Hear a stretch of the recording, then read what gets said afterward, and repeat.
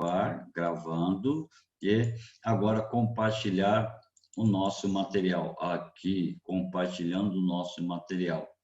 E também gravando.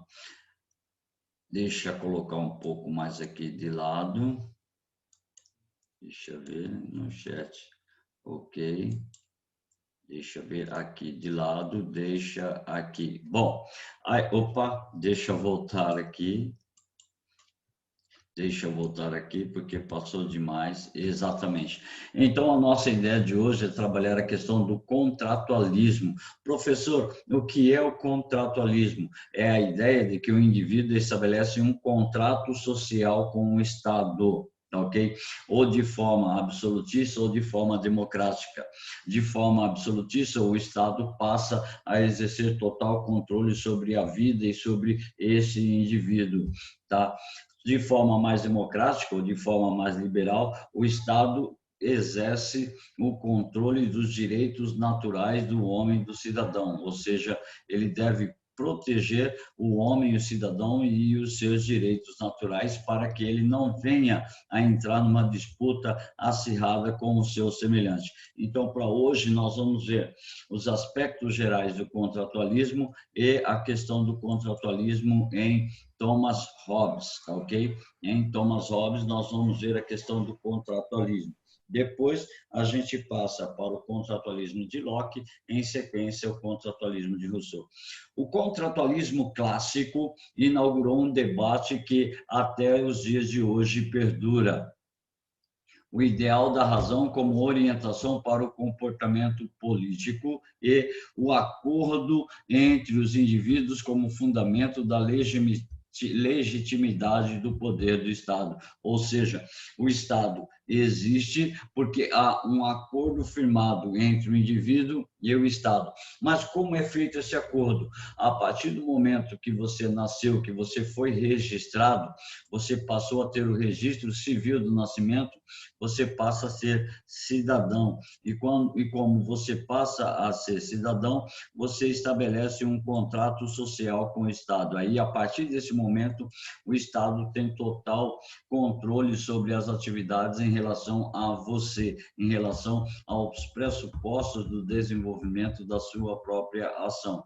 Em último caso, os autores contratualistas pretendem afirmar que a origem do Estado e ou da sociedade está num contrato. Então, o homem que vivia no seu estado natural, sem normas, sem regras, sem leis, agora passa a conviver com um outro indivíduo. Nessa convivência com um outro indivíduo, eu preciso estabelecer um acordo, eu preciso estabelecer um contrato, porque senão o tempo todo eu estarei em guerra constante contra o meu semelhante, porque eu não sei aquilo que ele deseja, eu não sei se ele me cobiça, eu não sei o que vai acontecer. Então, para evitar que eu perca algumas condições para o meu semelhante, eu ataco primeiro. Então, a ideia é evitar que eu seja atacado, atacando. Então, segundo essa perspectiva, os homens viveriam naturalmente, sem poder e sem organização. Sem poder e sem organização, que surgiriam apenas depois de um pacto firmado por eles, estabelecendo regras de convívio social e de subordinação política. Então, isso é super importante para a gente poder entender que essas regras são fatores fundamentais para a convivência coletiva, porque se eu vivo num ambiente onde não tem regras de convivência social, geralmente eu posso ocasionar algum problema dentro da estrutura dessa sociedade. Então, como há uma convivência coletiva, eu preciso de um contrato que limite as minhas ações, eu preciso de um contrato que limite as ações do outro indivíduo para que eu possa viver em harmonia na sociedade. E isso pressupõe que o contrato é fundamental para regular o convívio social dos indivíduos, tá ok? Então, de novo, o contrato social é fundamental para regular o convívio social entre os indivíduos, impedindo que eles entrem em guerra constante, impedindo que os indivíduos se desagreguem constantemente, impedindo que os indivíduos levem a destruição dos seus próprios semelhantes. Então, muito cuidado com essa situação, certo? O contrato social é fundamental para regulamentar e ordenar a vida dos indivíduos, evitando que haja, tá? Evitando que haja, assim, uma desagregação desse grupo ou dessa sociedade. Diante disso tudo, ainda nós temos assim, obviamente, são inúmeras as variedades de ênfase dos diversos autores contratualistas. Então, a polissemia quer dizer essa ênfase, o caráter da racionalidade das bases dos temas que deveriam concretizar um acordo entre eles. Mas não há um acordo entre os teóricos. Para cada teórico, o contrato social é feito de uma forma, é feito de uma maneira, e ele tem uma perspectiva direta na relação do surgimento do Estado e no surgimento da sociedade. Portanto, entretanto, a busca por garantias sociais para o exercício da liberdade configura-se como um elemento da unidade entre os autores. Então, eles têm ideias contrárias uns aos outros, eles podem se contradizer em ideias, mas uma coisa eles concordam, que a unidade do elemento é a liberdade, que todo indivíduo deve ter a liberdade diante do contrato social. Seja ele um contrato mais absolutista, mais forte, mais duro, seja ele um contrato mais democrático. Todo contrato deve promover a liberdade de todos os cidadãos, para que assim ele possa reconhecer a autoridade do Estado, para que assim ele possa reconhecer o valor que o Estado tem sobre ele no processo de organização da sociedade, tá? Aqui temos alguns contratualistas, tá? O nome de alguns contratualistas. Os mais importantes são Thomas Hobbes, John Locke e Jean-Jacques Rousseau. O Althusius é um contratualista muito importante, mas ele fica assim atrás do Thomas Hobbes, tá? O Samuel Pufendorf também é um outro contratualista, mas ele também fica às sombras do Hobbes, do Locke e do Rousseau. Lembrando que Immanuel Kant, ele escreveu sobre ética, sobre moral, sobre política, ele escreveu sobre razão, ele escreveu sobre os fundamentos do conhecimento. Então, ele é um dos mais importantes filósofos do iluminismo. Mas no campo do contrato social, ele perde a importância para Jean-Jacques Rousseau e para John Locke. Então, os três que nós vamos abordar, Thomas Hobbes, John Locke e Jean-Jacques Rousseau. Esses três indivíduos, eles são importantíssimos para nós podermos entender a origem do contrato social, a origem do Estado, como o Estado se organiza, como o Estado pressupõe o poder de controle do cidadão e como o cidadão está dentro deste contrato social, como o cidadão se vê dentro deste contrato social e como o contrato social protege a liberdade de todos os cidadãos. Esse é o fator importante. Como o contrato social funciona com a base de proteção da liberdade para todos os cidadãos. Esses são os camaradas. Nós vamos ver o Thomas Hobbes, o John Locke e o Jean-Jacques Rousseau. O Althusius, o Pufendorf, tá? E o Immanuel Kant, nós não vamos vê-lo no contratualismo. Em outro momento, a gente trabalha eles, como nós acabamos de trabalhar Kant, tá? Então, temos assim, o primeiro contratualista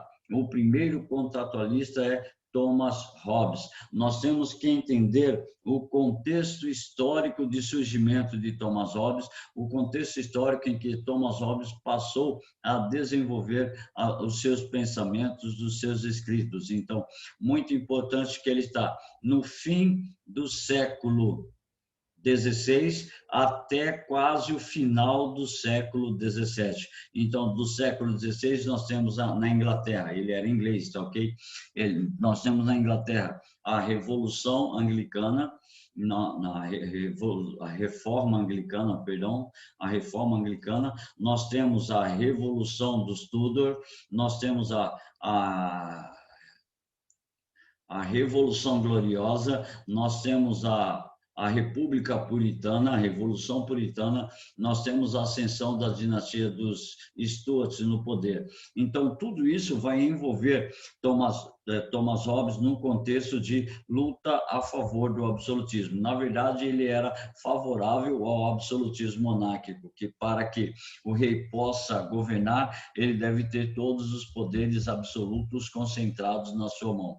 Nascido em 1588, na Inglaterra dos Tudors, da dinastia dos Tudor, Thomas Hobbes foi influenciado pela reforma anglicana, que ocorria 5 décadas antes. Então, a reforma anglicana foi o primeiro elemento que vai influenciar o pensamento de Thomas Hobbes. O século XVII foi de grande importância para a Inglaterra, pois marca o começo do expansionismo ultramarino inglês.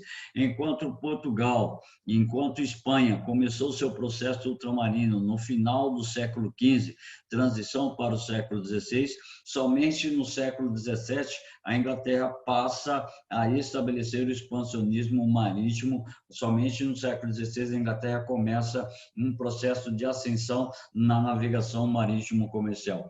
E isso vai influenciar grandemente o pensamento político, porque eu tenho que ter uma aliança com o rei. A burguesia mercantil nascente tinha que fazer uma aliança com o rei para poder desenvolver o comércio, para poder desenvolver a navegação. Então, ele nasce nesse contexto.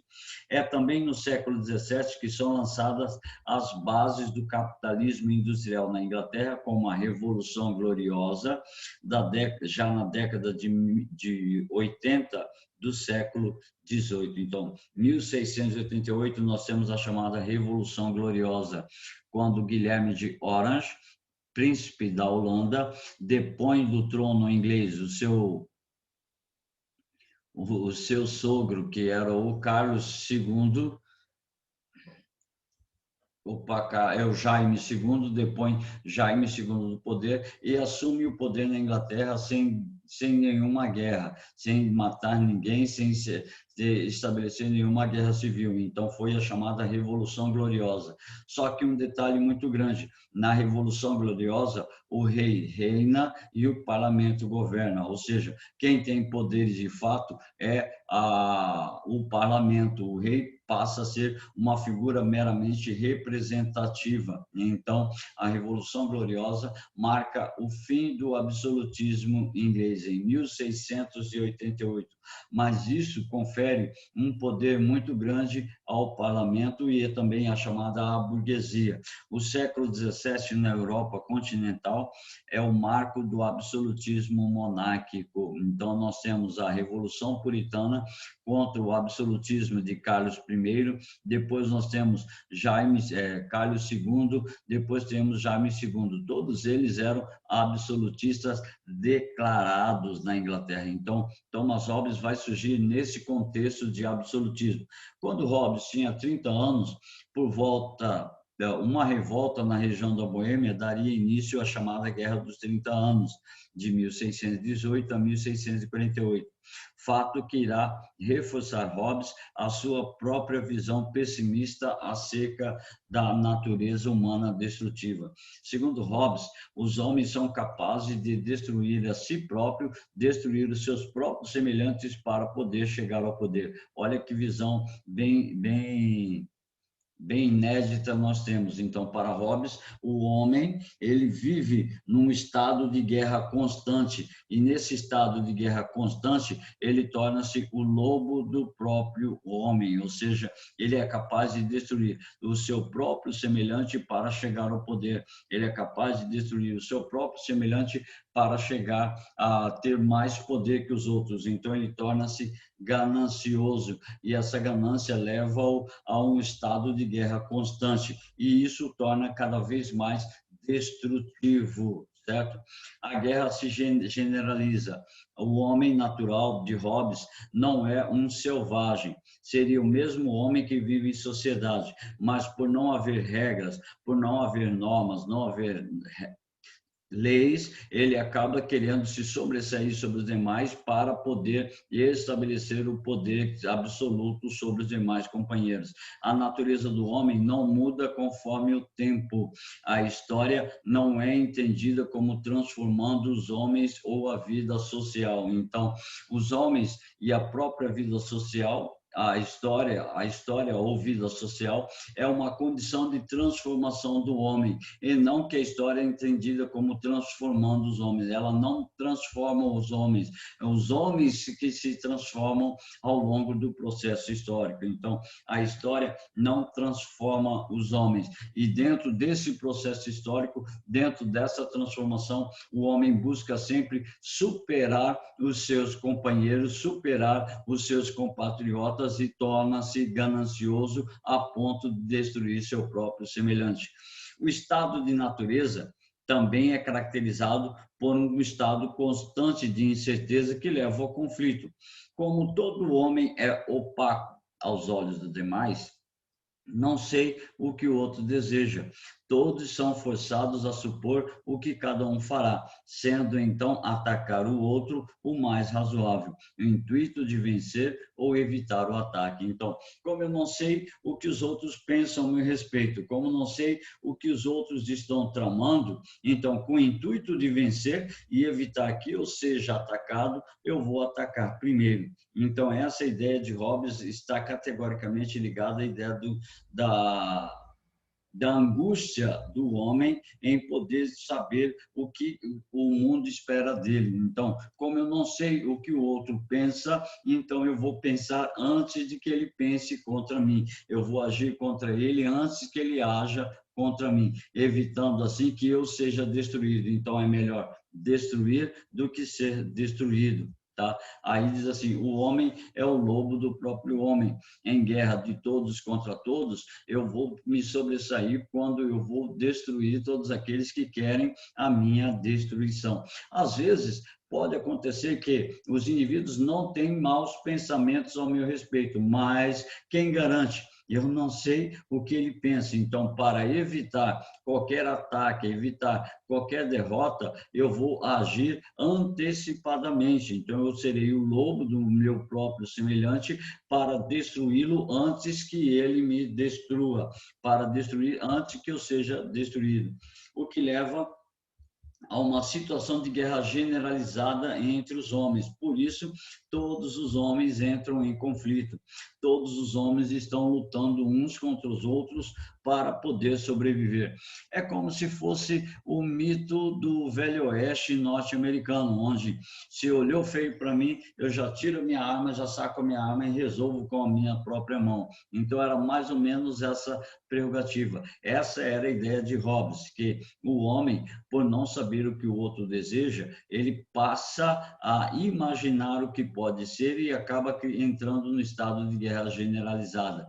Se não há um Estado controlando e reprimindo, fazer a guerra a guerra contra os outros é uma atitude mais racional que se pode adotar. Se não tem a presença do Estado, então eu posso agir de maneira a evitar a minha destruição, destruindo os outros semelhantes, ou seja, o Estado surge para evitar que os indivíduos destruam seus próprios semelhantes, que levem à própria ruína, a espécie humana. Então, para evitar que o homem destrua a sua própria espécie, eu tenho o Estado que regula as relações de homem contra homem. A partir da existência do Estado, tá? O elemento central é o Estado, que divide um indivíduo do outro indivíduo. Então, para que haja um consenso dentro da sociedade, eu tenho que estabelecer a figura do Estado, que vai regular a ação de um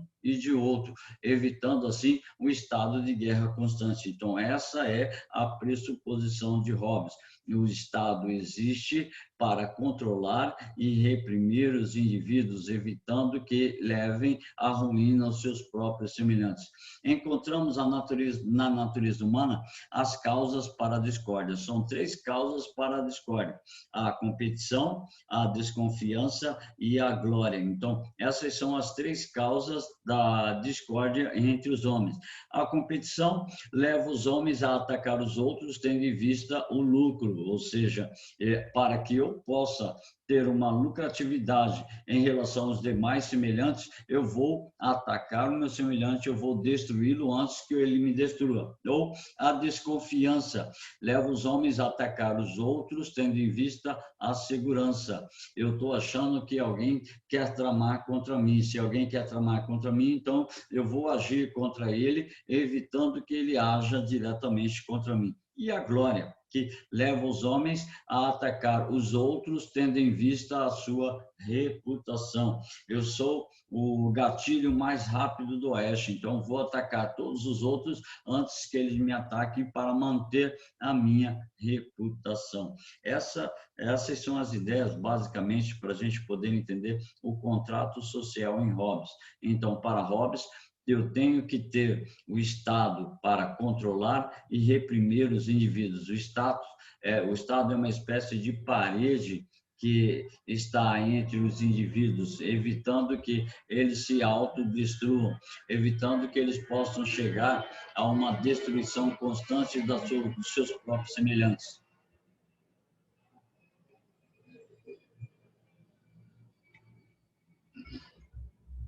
Certo? Então, essa é a ideia.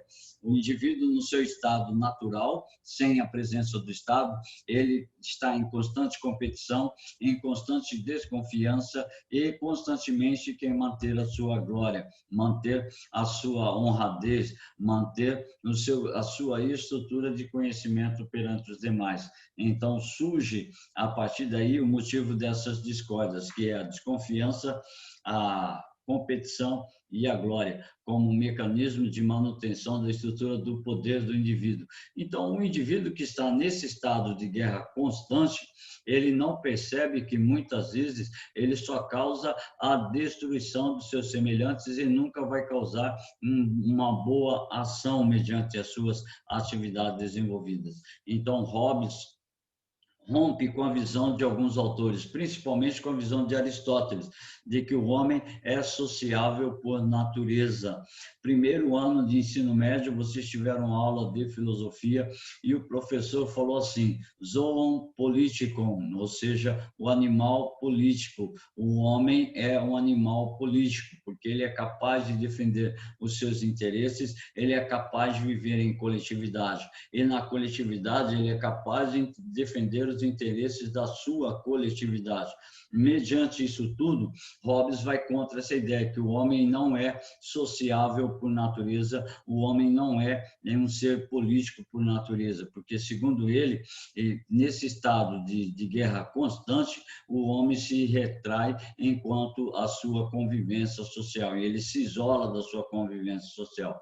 Desse modo, a política só será verdadeiramente uma ciência se soubermos como o homem é de fato belicoso, ou seja, de guerra, ele vive em constante belicoso, quer dizer que ele vive em constante guerra, em constante armamento, tá? E disso depende a construção dos estados estáveis, ou seja, para que o Estado seja estável, para que o Estado seja verdadeiro, ele tem que entender que o homem ele está em constante conflito com o seu semelhante. Então, cabe ao Estado vigiar e reprimir essas condições do homem com o próprio homem, impedindo de que o homem chegue a destruir o seu próprio semelhante.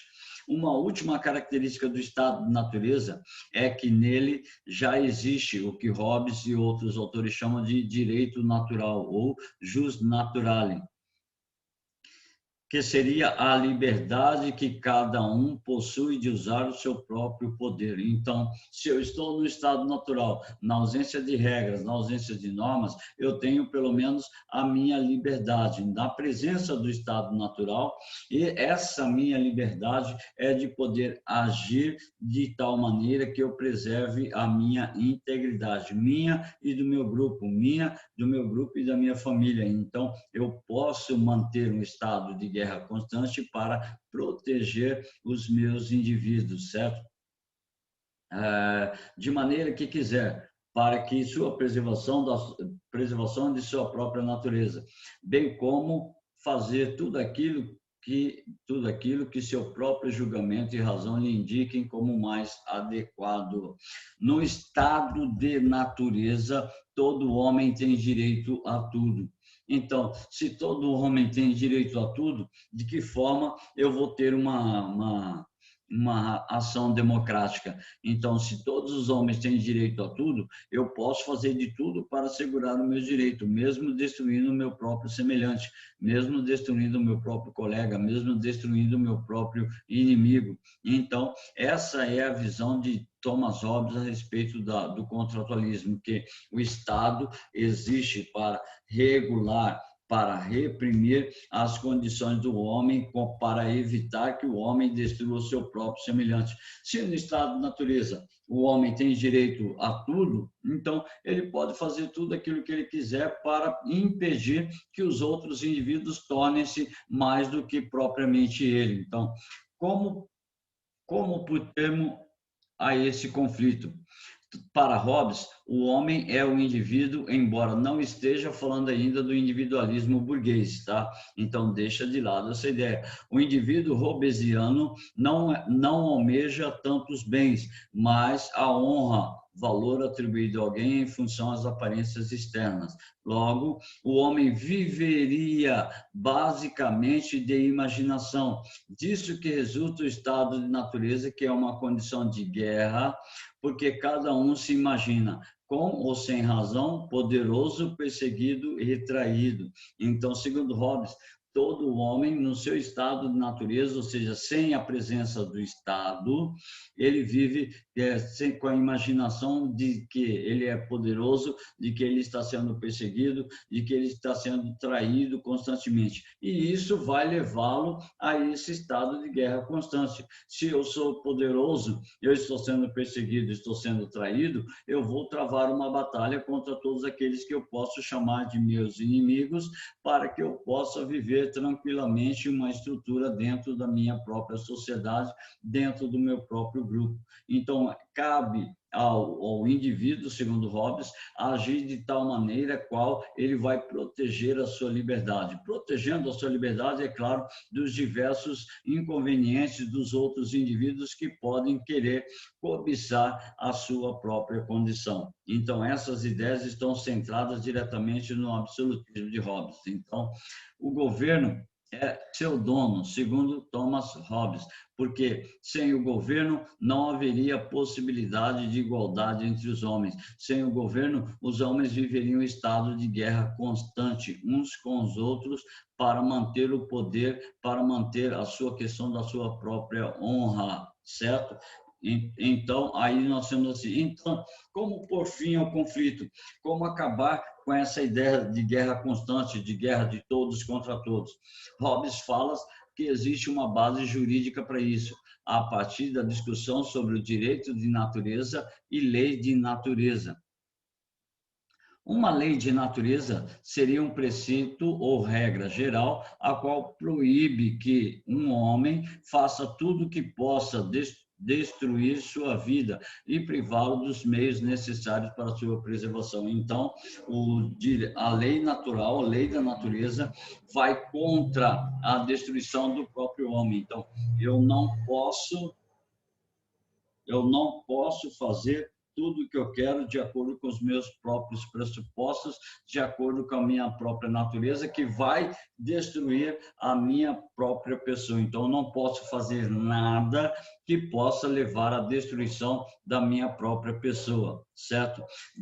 Disso deriva que todo homem deve esforçar-se pela paz. Então, para esforçar-se pela paz, significa manter-se sobre uma estrutura do Estado. É o Estado que vai garantir essa paz. Eu não vou sair atirando em ninguém, não vou sair matando ninguém para tentar promover a paz.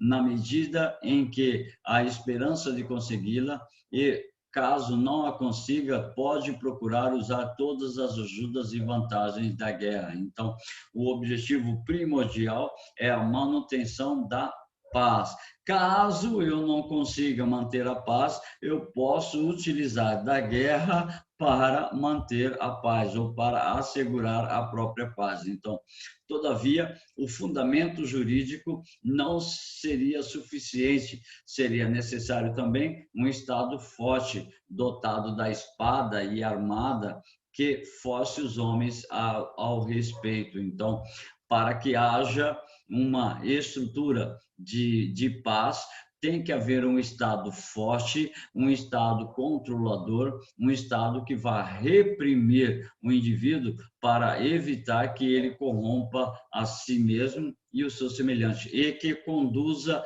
à estrutura do respeito. O Estado tem que impor o respeito entre os cidadãos para que eles possam se estabelecer de igual para igual dentro da sociedade. O poder do Estado, então, precisa ser pleno, a condição para existir a própria sociedade. Então, o poder do Estado tem que ser pleno, tem que ser absoluto. Caso contrário, ele não vai conseguir reprimir as ações violentas dos indivíduos. E Hobbes funde o contrato de associação pelo qual se forma a sociedade e o contrato de submissão, que institui o poder político, um governo, e é firmado entre a sociedade e o príncipe num só. Ou seja, eu pego o contrato de associação, pego o contrato de submissão, vou fundir ele e eles vão se tornar um só. Então, a partir do momento que eu estabeleci um contrato social, eu estou submisso ao Estado. Essa vai ser a grande diferença entre Hobbes, Locke e Rousseau, que para Locke o contrato social permite uma submissão do indivíduo ao Estado. Para Locke e para Rousseau, o indivíduo não é submisso ao Estado. O Estado fundamenta-se na vontade do indivíduo. Então, o Estado só existe porque o indivíduo quer que o Estado existe. Para Hobbes, não existe, primeiro, a sociedade e, dois, o poder.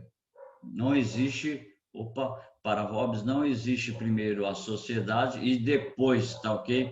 Tá aqui, desculpem, aqui está errado. E depois o poder. E primeiro existe o Estado e depois a sociedade se funda no Estado. Essa seria a condição primordial para o surgimento da estrutura do contratualismo em Hobbes. O poder do governante deve ser ilimitado, ou seja, o poder é absoluto, ou continuamos em condição de guerra. Pronto.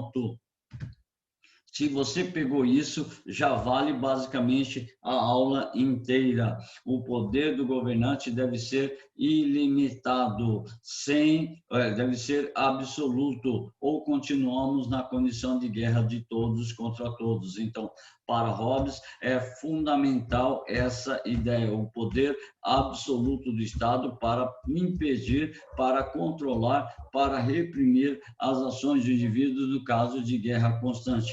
Para montar esse poder absoluto, Hobbes concebe um contrato o qual o soberano não assina. Esse é assinado apenas pelos que tornarão súditos.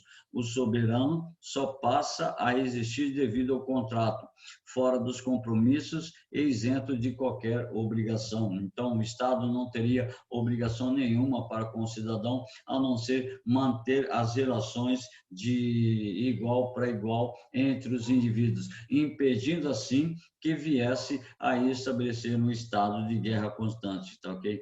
Se os homens estão naturalmente no estado de guerra, porque eles sempre transportam armas e porque eles têm as chaves para bloquear as suas portas. Então, se ele está em estado de guerra constante, não teria por que trancar as suas portas, não teria por que carregar as suas armas, certo? Ele estaria em constante conflito, não só com o outro semelhante, mas consigo mesmo. E esse conflito levaria à ruína do próprio homem. O último slide está aqui, a questão da igualdade e da liberdade em Hobbes.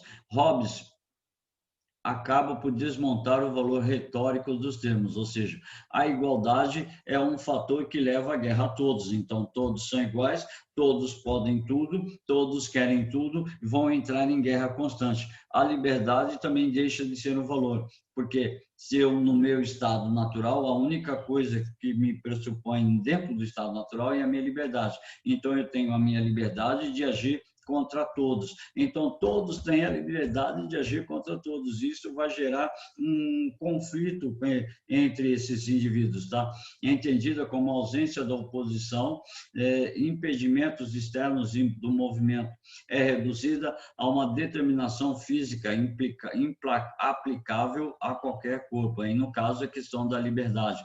A verdadeira liberdade do súdito consistiria na possibilidade de não dever obediência ao soberano, caso a proteção à sua vida esteja ameaçada, razão que leva o súdito a obedecer. Então, caso isso aconteça, o soberano não perde a soberania, é apenas o súdito recupera sua liberdade individual, ou seja, a liberdade e a igualdade pressupõe estado de guerra constante. Então, cabe ao Estado regular essas relações entre os indivíduos, permitindo que os indivíduos possam agir de acordo com o qual eu permita uma possibilidade de ação concreta de paz e nunca uma ação concreta de guerra, certo? Então, essa era a abordagem que nós tínhamos para fazer na nossa aula de hoje. A próxima aula a gente encerra com Thomas Hobbes e a gente passa já para John Locke, certo? No mais, eu quero agradecer a presença de todos vocês. Não sei se alguém tem alguma pergunta, não sei, então eu encerro por aqui a nossa atividade de aula e agradeço a presença de todos e um beijo carinhoso, uma ótima semana a todos vocês, ok? Tchau, tchau. Falou, Rony. Valeu. Falou, Rony. Valeu, valeu, valeu, valeu. Falou, Rony. Valeu, valeu.